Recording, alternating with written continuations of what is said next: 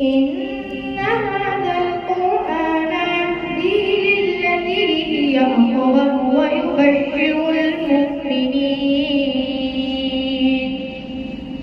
ويبشر المؤمنين الذين يعملون الصالحات أن لهم أجرا كبيرا وأن الذين لا يؤمنون بالآخرة أعتدنا لهم عذابا أليما.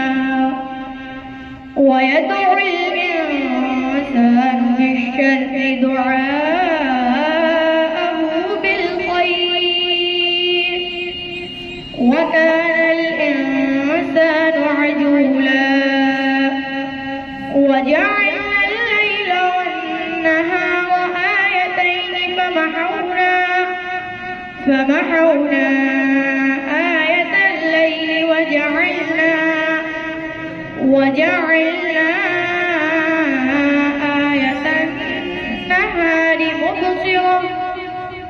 وجعلنا آية النهار مبصرة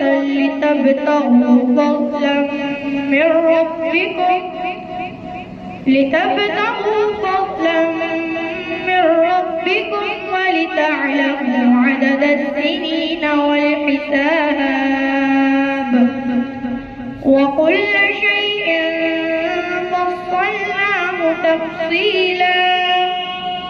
وكل إنسان ألزمناه طائره في عنقه ونخرج له يوم القيامة كتابا يلقاه منشورا.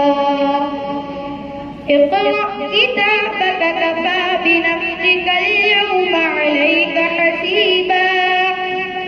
من اهتدى فإنما يهتدي لنفسه ومن ضل فإنما يضل عليها ولا تزر وازرة وزر أخرى وما كنا معذبين حتى نبعث